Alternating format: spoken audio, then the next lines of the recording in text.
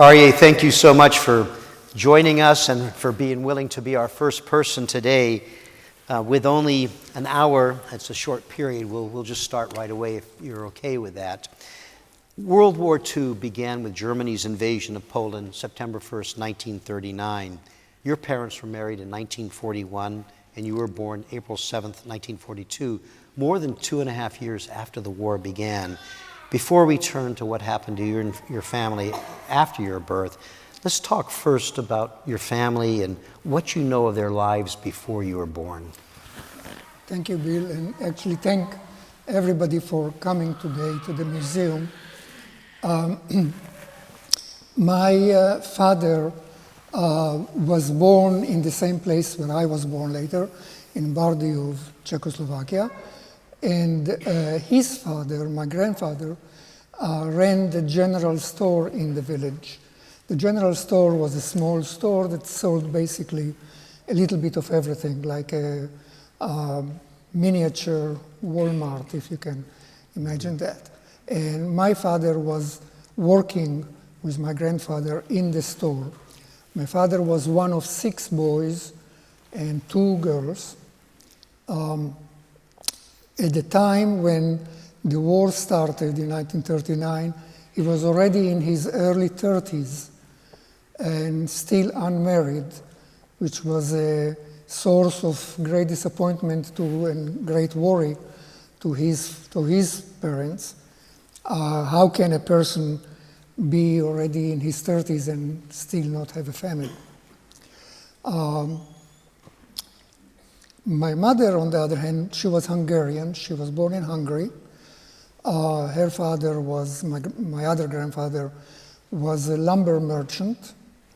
My mother was quite a progressive woman for those times. She, after graduating from secretarial and accounting school, she actually worked with her father, with my grandfather, as his business partner in his lumber yard. At that time, in those times, it was not acceptable for women to wear slacks in public, so she made herself a skirt or a dress that basically was slacks but looked like a dress, so that she could climb up and down the piles of lumber in the lumber yard, counting the incoming wood and the outgoing merchandise. When the war started, my mother's family was deported from her hometown of Beregszasz, and they had to leave basically everything behind, leaving with the shirts on their backs. They left for a city in Czechoslovakia, and shortly thereafter the Jews were deported out of that city as well. And so they ended up in a small town very near Bardejov, where my father's family lived. The local community, local Jewish community, received them, welcomed them into the community, met them at their new place, at the new house, and to introduce them to the locals. And while they were discussing things, my grandmother was expressing her great worry. She has 2 daughters, my mother and a younger sister. She has 2 daughters who are in marrying age, and here she is, they have lost everything they ever had, and how is she going to marry her daughters without a dowry? Again, in those times in Europe, the custom was that a woman, when she gets married, she brings to the marriage a dowry of household items, pots and pans, dishes, tablecloths, bedclothes, and so on. And they, of course, had none of that. Well, one of the local people who were welcoming my mother's family to this little town said, you know what? I happen to know a family in the nearby village, in the village of Bardejov, and they are beside themselves because they have a son who is already in his 30s and not married yet. He is pretty well to do economically, so he would not worry too much about a dowry. Maybe we should get those two together and see what happens. And this is what happened. They got together, your parents married in 1941, had you a year later. Germany had occupied Czechoslovakia in 1939, before World War II began in September 1939. Under those circumstances, do you have any insight from your parents as to whether or not the decision to have a child was a source of some fear for them, bringing you into what was a very, very difficult world at that time?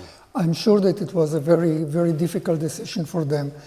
Nobody in 1939, when the war started, or in 1941, when my parents married, people could not yet imagine how bad the coming years are going to be. Mm-hmm. Now, the Nazis never made any secret of the fact that their plan was to get rid of all the Jews that they could get rid of. Originally, they were going to deport them out of Germany and out of the countries that they occupied to other places. When that didn't work well, their next step was what they called the final solution, was to exterminate the Jews. But even then, people could not really believe that anybody, and especially such a cultured and civilized society as Germany had been at that time, would actually carry this out and do it. Mm-hmm. So there was a lot of disbelief, a lot of suspension of belief, and I guess my parents figured that somehow they would manage through any difficulty, even though they would have a child. You said to me, you described to me, you said, father was a cat. What did you mean by that?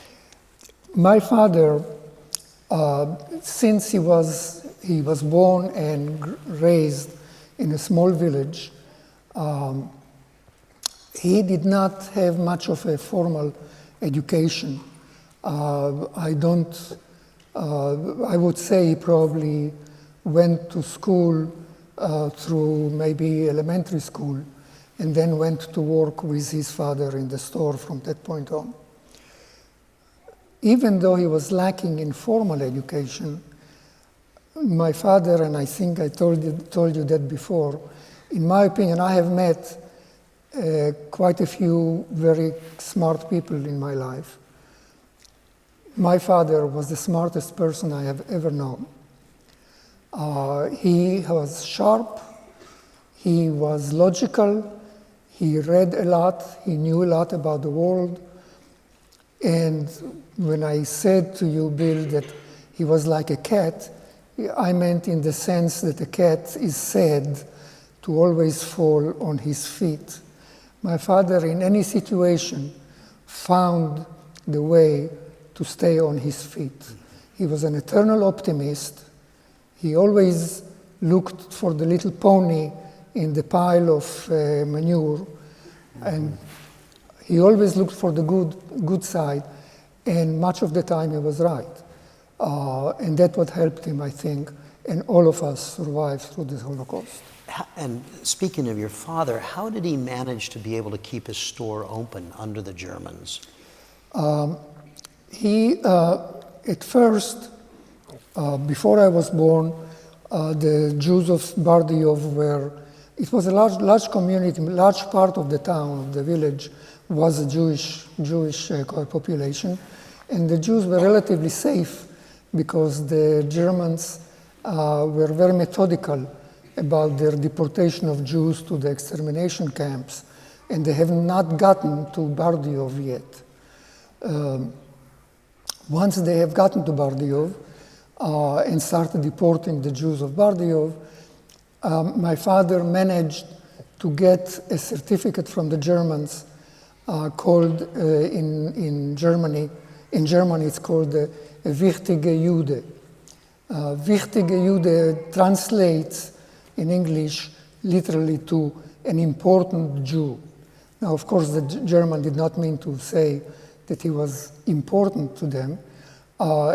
Basically what it means is a useful Jew, somebody we need, because the general store, provided supplies and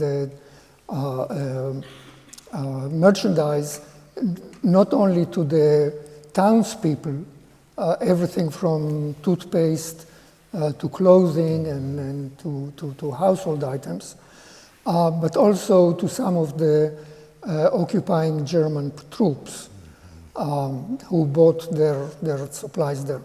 And so he managed to get this Wichtige Jude certificate, which assured him of not being personally deported. It did not cover his family.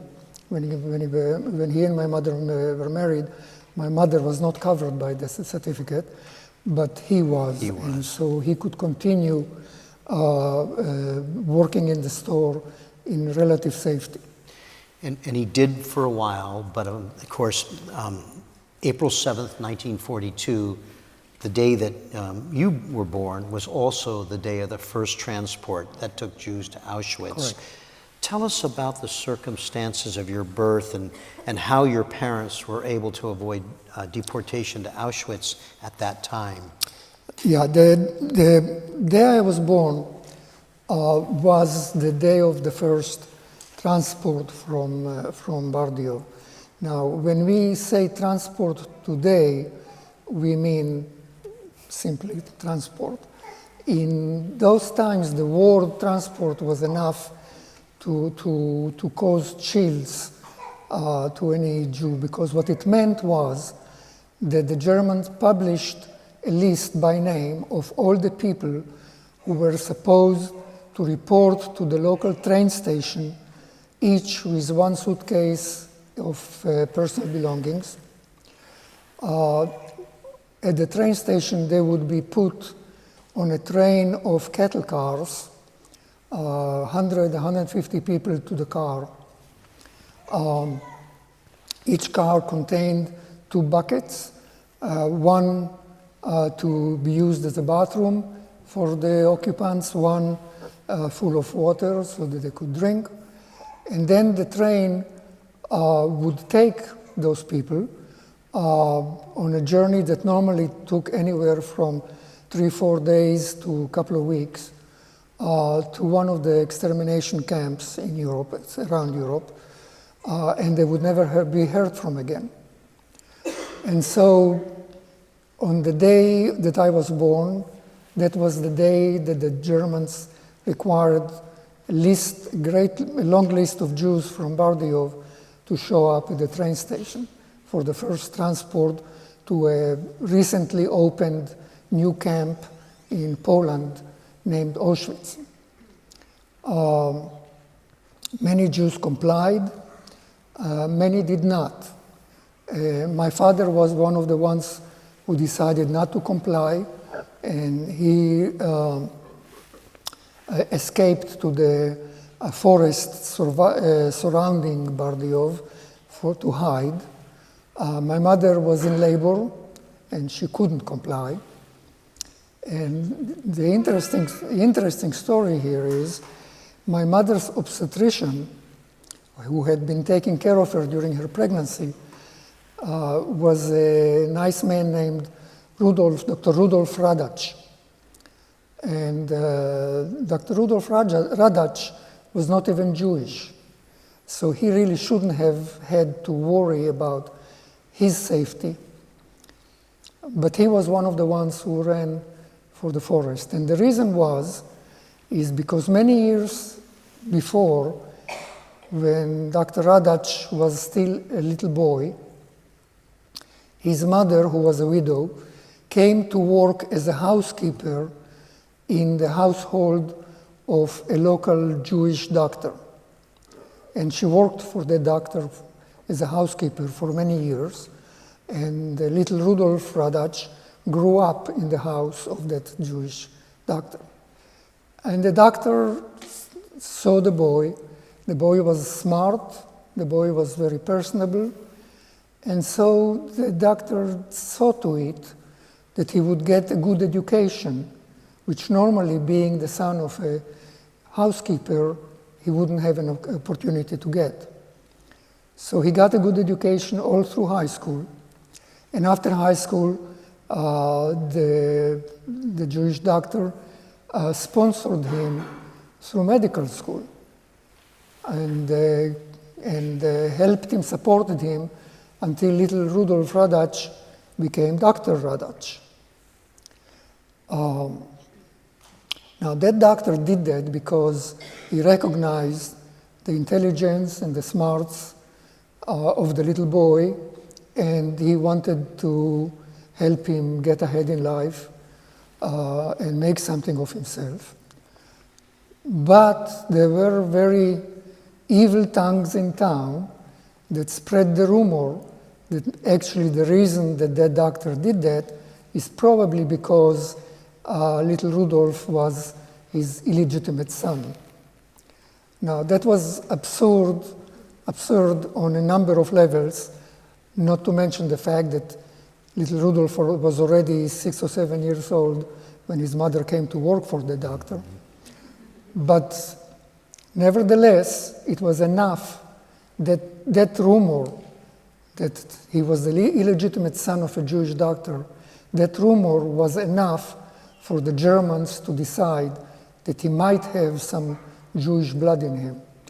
And therefore, when the list came out of the people to report to the train station for the transport, Rudolf Radach's name was on it. And he too escaped to the forest during the day. He came back after dark to minister to my mother, to suture her up and so on. So once he came back and you were seen to, when did your father come back?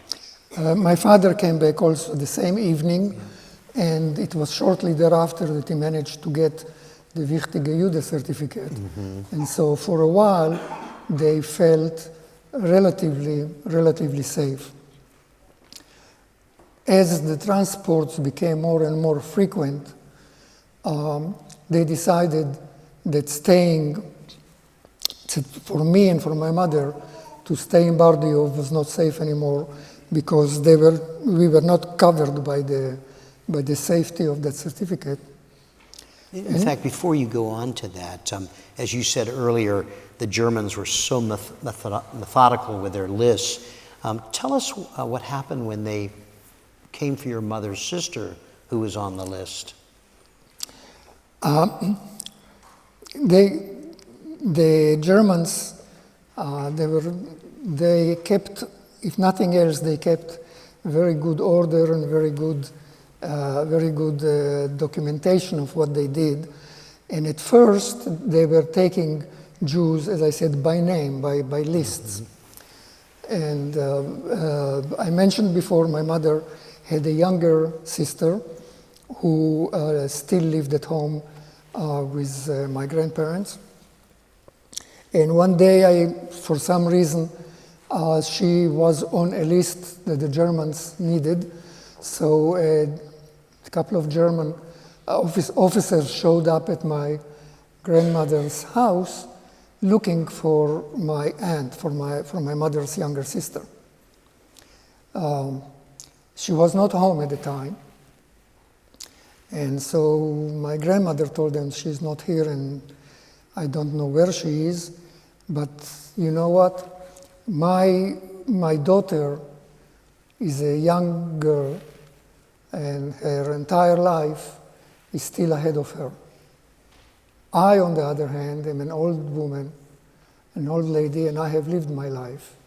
If you need to take somebody, why don't you take me and leave her alone? Well, the Germans being Germans, they said, no, we need specifically, we need her. They never ended up taking her, but I have been thinking about my grandmother. At that time, she was 48 years old, the old woman who was already finished living his life and was willing to go instead of her daughter. A few months later, the Germans became a little bit less methodical and started collecting Jews wherever they could find them. The custodian of the local synagogue, the person who was taking care of the synagogue, his wife got sick and she could not cook for the family and she could not do whatever household chores she had. And so my grandmother went over to their house, to the custodian's house, with a pot of hot soup for the family. It just so happened that when she showed up there, there was a German squad there who came to take that family away. And as soon as she stepped into the house, they grabbed her as well, and that was the last that anybody ever seen of her. My grandfather was not home at the time. He was at work, and when he came back home and he found out from neighbors what happened, he decided that he did not want to stay behind without her. And so he hurried to the train station and managed to get on the train to Auschwitz to be with his wife rather than stay behind. And he knew what that meant. And by that time, everybody knew that getting on the train meant that shortly thereafter you are going to go into the gas chamber. Yes. You and your family lived through these circumstances in Bardejov for about a year, and then your parents concluded that they could no longer keep safe in your town. So they made the decision for your mother to take you to Hungary. Tell us about that. My mother did not come from a very religious Jewish family, and in her appearance, she could very easily pass for a non-Jew. And she was from Hungary, a native Hungarian. And so they decided that my father was relatively safe in Bardejov, being an important Jew, but that I and my mother were not. And so they decided that the best thing to do was for her to get some forged papers presenting her as a non-Jewish Hungarian woman, and for her and me to move to Hungary and live there as non-Jews for the duration. They hired a professional like a smuggler, right? A professional smuggler woman to try to cross the border between Slovakia and Hungary with me at night, and she got caught.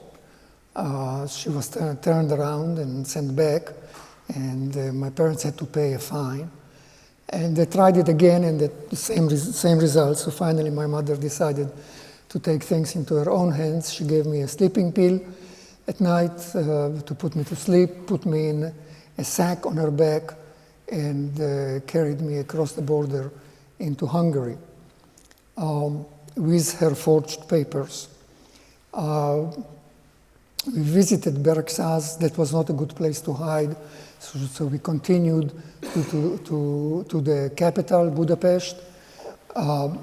There she found an orphanage run by an old lady who was also a pediatrician, and she who never married in her life, and she ran an orphanage for war orphans, and she agreed to take me into that orphanage and keep me there, while my mother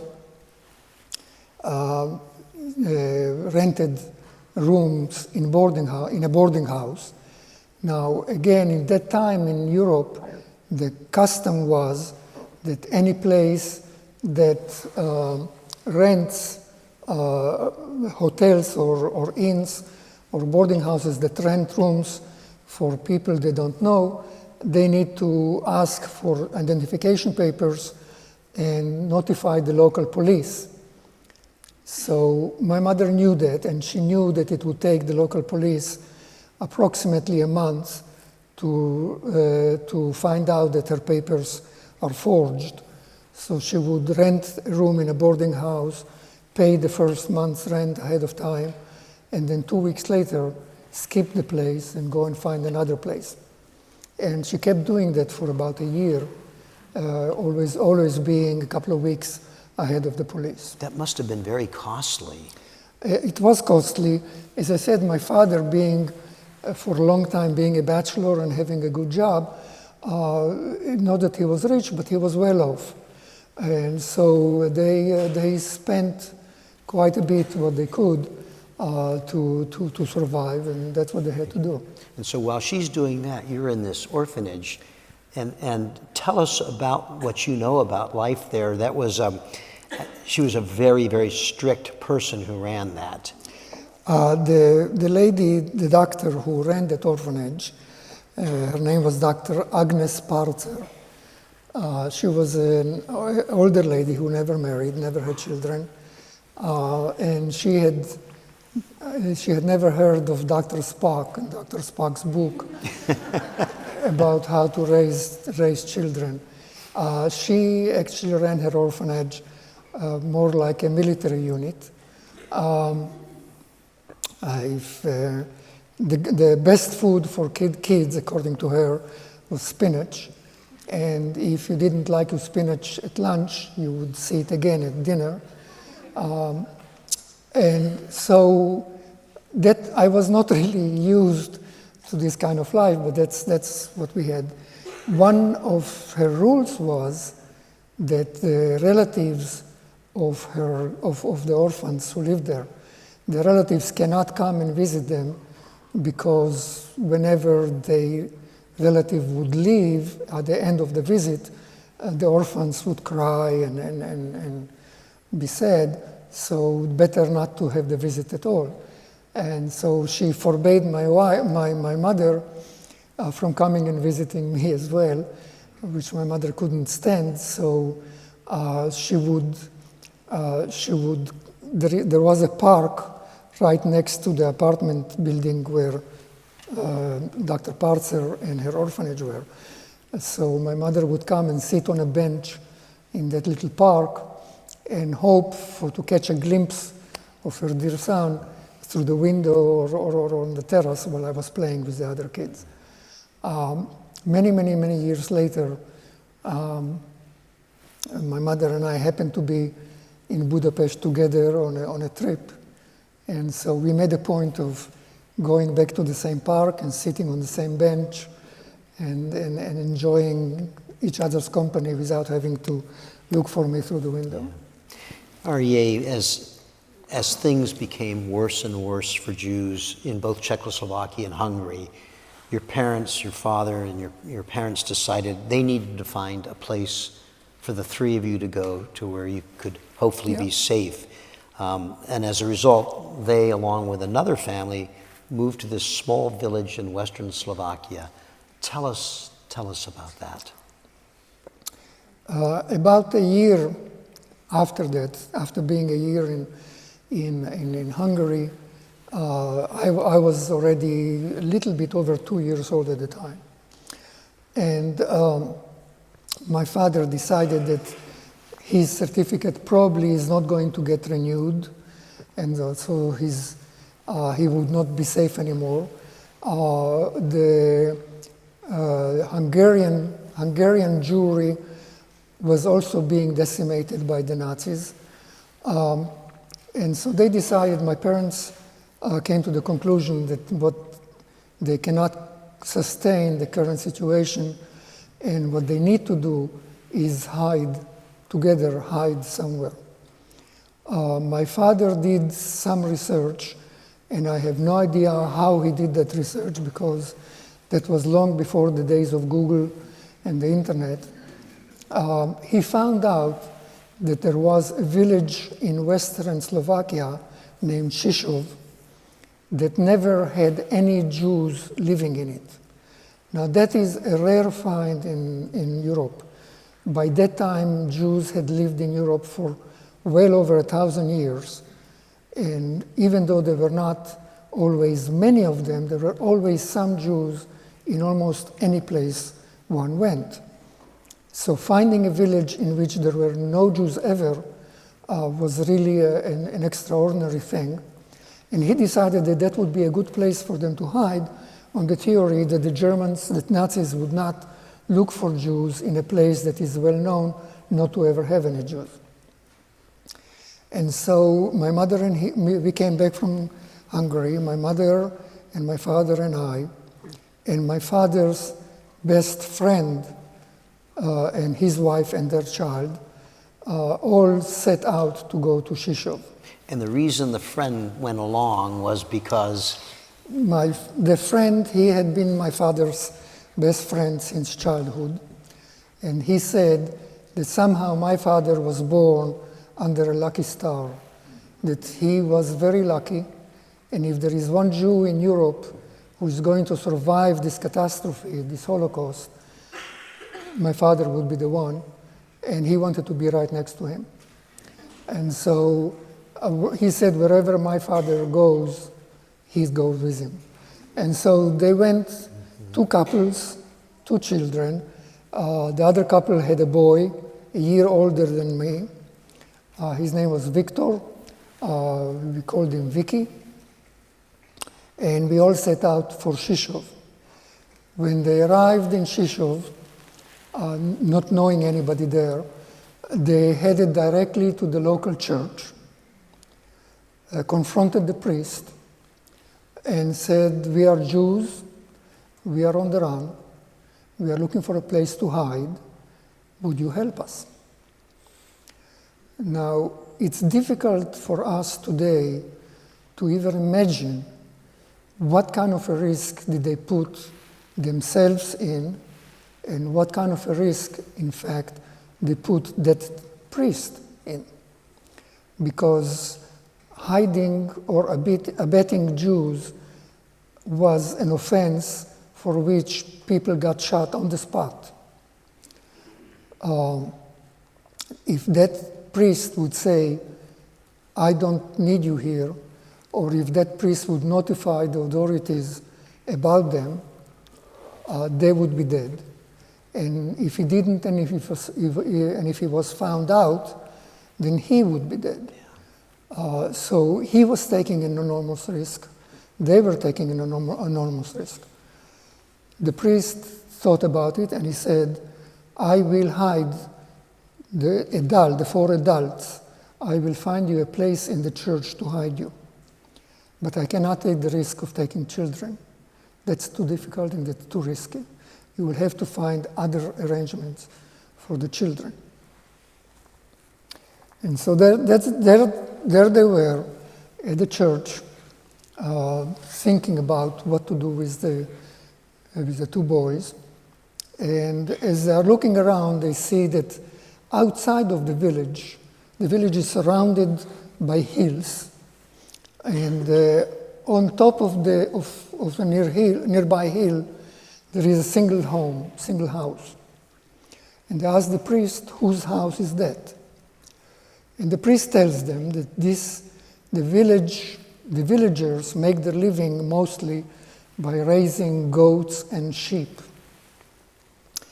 And instead of each villager or each household taking care of their own goats and sheep, they have decided to appoint one person to be the shepherd of the village and to keep everybody's sheep, take them out for grazing, cut their wool in the spring and so on.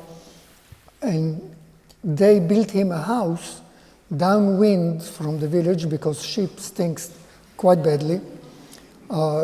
Downwind from the village, outside the village, they built him a house, And that's the house that are looking that they're seeing on the hill. And my father said, that sounds like a perfect hiding place. So they trudged up the hill to the shepherd's house. His name was Jan Mierny, and his wife was Irena Miernova. They had 4 daughters. The oldest one was probably 12. And they said to him, we are Jews, we are hiding, we have a place to hide, but we cannot take the children. Would you be willing to take care of those children?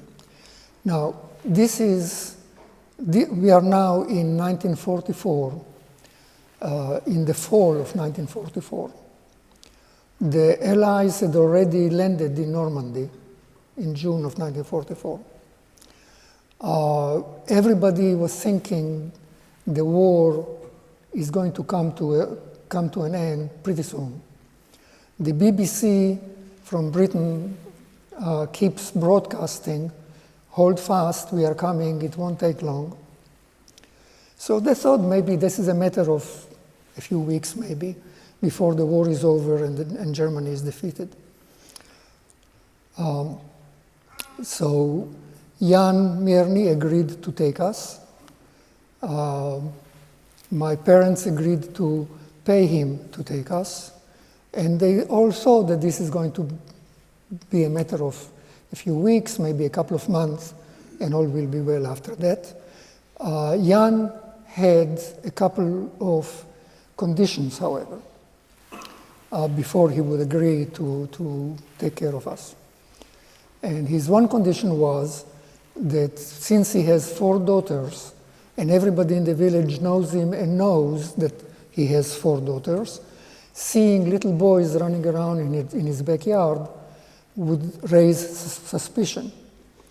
And so he wanted my parents to agree, and the other couple to agree, that they would dress us as girls and make us into girls, and we will be girls as long as we stay with them. And my parents agreed, and the other couple agreed, and I agreed. Vicky didn't agree. Vicky was a year older than I was, and he already had his boyish identity about him, and he would not hear of it. And so he remained a boy, and he was not allowed outside of the house during daylight hours. I, on the other hand, became a girl. My name was Anna, and because I was a little girl, I was named Anichka. And I was free to come and go as I pleased. I had my chores of feeding and petting the sheep and the goats. And that's where I stayed. He had another condition, right? Yeah. The other condition that Jan had was, because he only had girls, and he wanted to have a boy, he said, should the worst happen, and should my parents not survive the war, he wanted them to sign that he would have then the right to adopt me as his own child. And my parents didn't have much of a choice in the matter, and they signed that declaration. Afterwards, when all was said and done, my father says to my mother, you know, what have we done? We have just given this man the perfect motivation to turn us in. So they decided not to tell him where they were hiding, so that he would not be tempted or he would not be able to turn them in. They never told him that they hid in the church or wherever else. After the war, this is a sidebar story. After the war, when all became calm again, they apologized to him for keeping him in the dark and said, you know, it's not just a matter that we didn't trust you, but we didn't want to tempt you, and we just didn't want to tell you where we were. And he said, it doesn't matter, I know exactly where you were. And they said, how do you know? And it turns out that my mother, being the Jewish mother that she was, could not stand not seeing her boy for a long time. So every other week or so, she would sneak out of their hiding place and come at night to visit me. She was deathly afraid of the dark. She was deathly afraid of dogs, and she was deathly afraid of the Nazis. And yet, every other week, she would walk in the dark through the forest with all the dogs in the village barking to come and see me.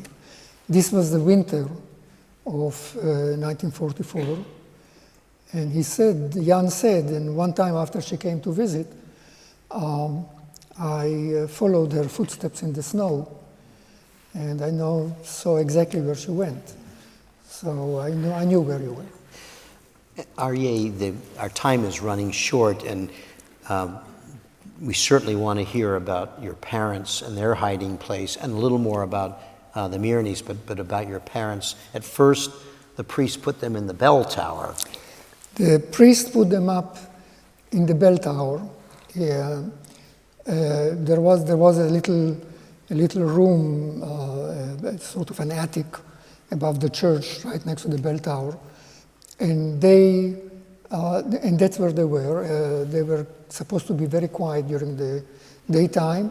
In the evening, the priest would come up there to bring them food and fresh water and take down the bucket that they used as a bathroom. And they stayed there for a few weeks. They began to worry a little bit because the winter was coming. The winters in Europe are very, very harsh. Winter was coming, and the bell tower, of course, is open to the elements. But for the time being, they were okay, so they were happy where they were.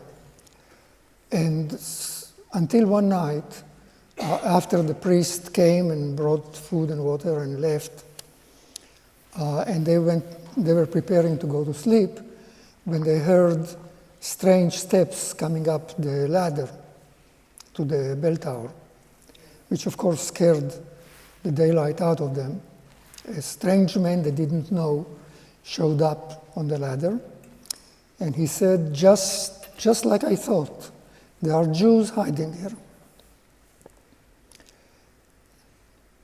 Well, they had a conversation, and it turns out the priest was the most respected man, of course, in the village, and the village provided him transportation. What kind of transportation? A two-wheeled cart and a horse to carry him around the village. And with the two-wheeled cart and the horse came a person to drive the cart and to take care of the horse.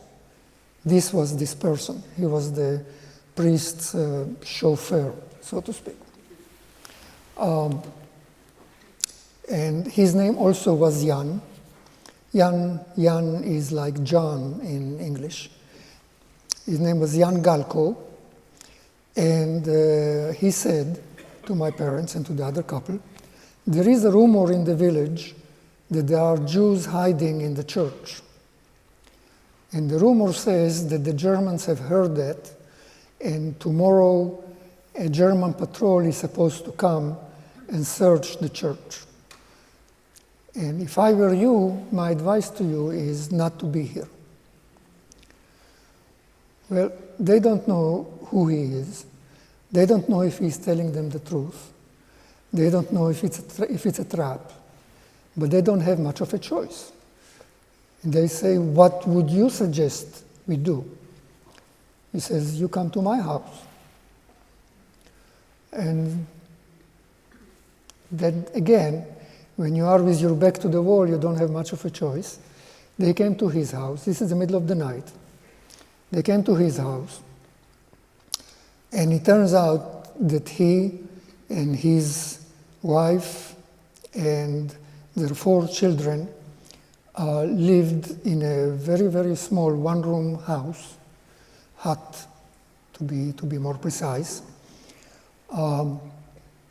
which the one room was basically the living room, and where the stove was, the coal stove, that was the kitchen, and in the corner where the mattresses were on the floor, that was the bedroom, and that was their house. And it was very clear that this family, 2 adults, 4 children, was having a hard time feeding themselves.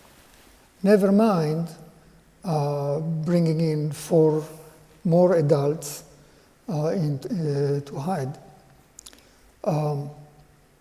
So they look around and they discuss this, and my parents say to him, we really appreciate your offer of your house to hide us, but we can see that this is not going to work.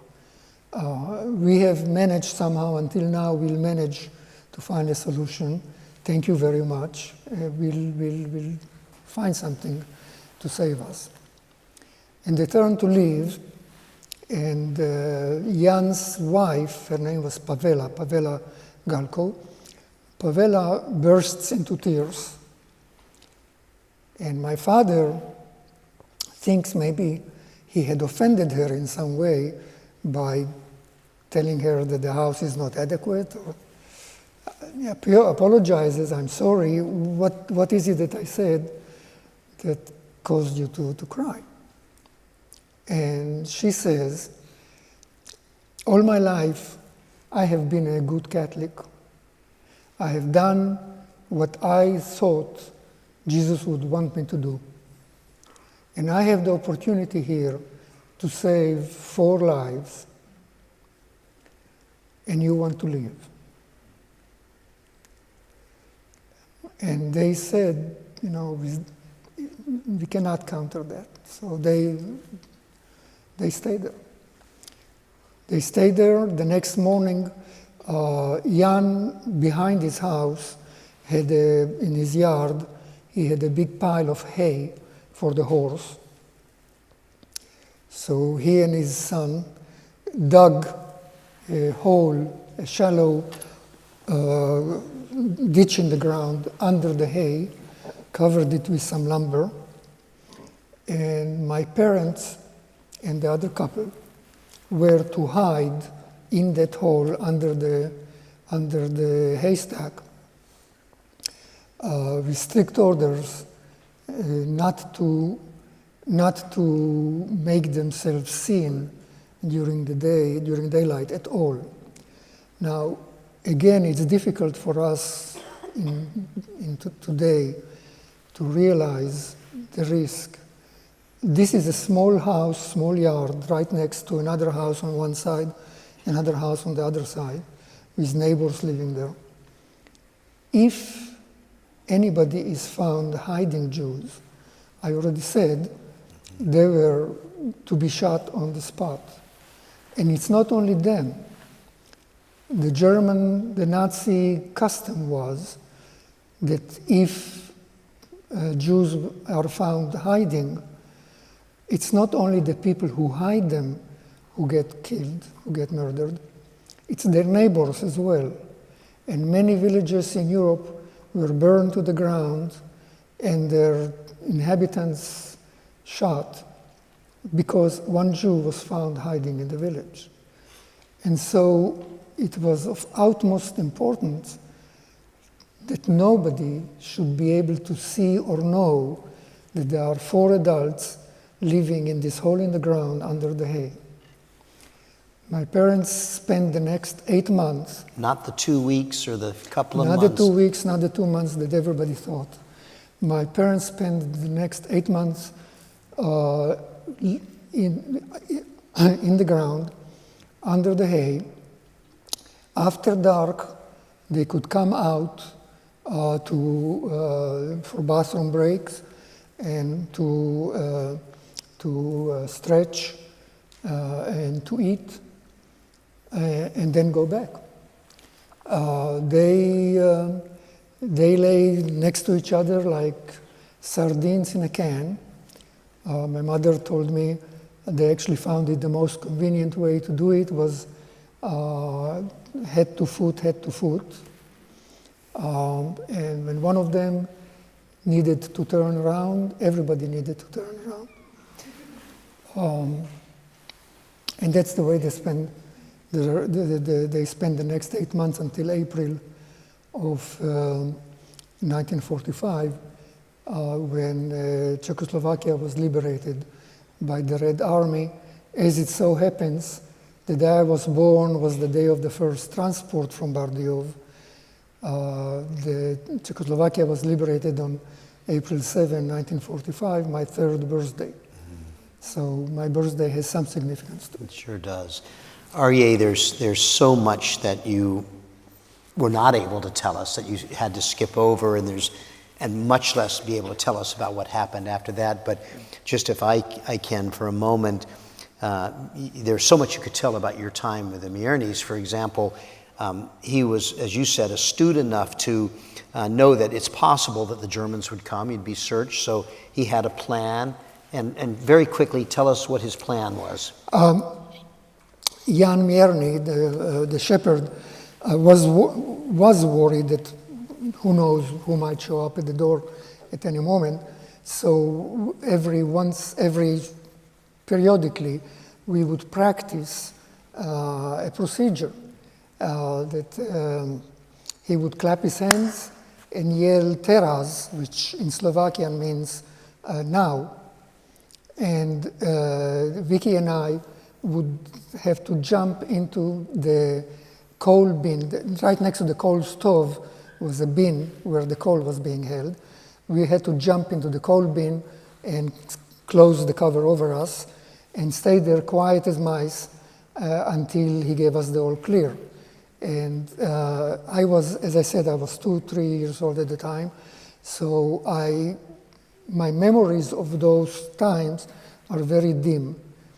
However, the memory of having to jump into the coal bin and stay there in the dark, the coal doesn't smell good, the coal is very dusty, you come out covered with dust. I was a very fastidious little girl, and that bothered me a lot. So I remember it was terrifying for you, yeah. It was terrifying, and I remember the coal bin very, very well to this day. I think the last question I can ask you today, because of time, tell us what you were able to do for the Miernes and for the Galkos long after the war.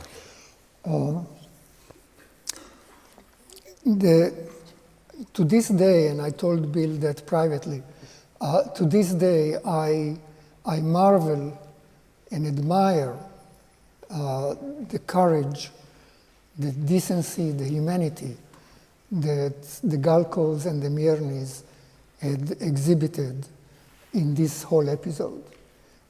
These are strange people come to your door saying to you, "I'm in peril of my life, please help me at the risk of your own." And I don't know what I or any one of us, we don't know what we would do in a similar situation. But I must admire what they have done. There is an international organization named Yad Vashem, which in Hebrew means a memorial, which commemorates people who had helped save the victims of World War II, of the Holocaust. That organization bestows on some people the title of the righteous among the nations, which is a big deal to those people. So after the war, a few years after the war, my younger brother and I more he than I, worked on collecting documentations, photographs, eyewitness interviews, and so on. And we nominated those 4 people to be named the righteous among the nations, and they were. And when you visit the museum, if you go downstairs, there is a list of all the people who have been named righteous, and you'll find the Galkos and the Mirnis among them. My whole family and my brother's family, and we all went to Europe when the Israeli ambassador held the ceremony. By that time, Jan Mirny had passed away, but Irena Mirny was around and received the honor in his name as well, and of course they deserved it. I want to thank all of you for being here with us. We didn't have a chance for you to ask Arye questions, but when Arye's finished, and I'm going to turn back to him in a moment to conclude our program, Arye will stay behind on the stage, and we invite all of you, any of you, to please come up on the stage to meet him if you want, to ask a question if you'd like, to get a photograph taken with him if you'd like to do that. We just ask if you do that, you come up the stairs and go back down the stairs if you don't mind. But we really welcome that very, very much. Arye was able to speak about, his father and what he thought of him. And if he had had more time, I know he would have talked about how incredibly brave your mother was as well. Please come back another time. All of our programs will be on the museum's YouTube channel. We'll continue through August 8th, and our programs next week will also be live streamed like today's. It's our tradition at First Person that our first person has the last word.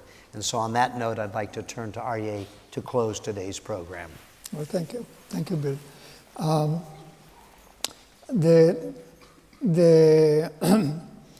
The sages of ancient Israel said once that whoever saves one life, it is as if he or she had saved a world worth of lives. And if you wonder how does this math work, the fact that the Mirnis and the Galkos saved my parents and the other couple not only saved our lives, but it made it possible for my younger brother to be born. It made it possible for Vicky's younger sister, Esther, to be born. And my brother has 3 kids of his own and another grandchild on the way. Vicky's sister, Esther, her son, is a medical scientist who had improved or saved the lives of perhaps hundreds of people. And so it goes. So the deeds that the Mirnis and the Galkos did, the courage that they showed, was not just for the moment, but it would continue to bear fruit for generations to come. We all face very hard decisions at difficult times. And when we do, it is worthwhile to remember one of the mottos of this museum, which is, what you do matters. And remember, what you do does matter. Thank you.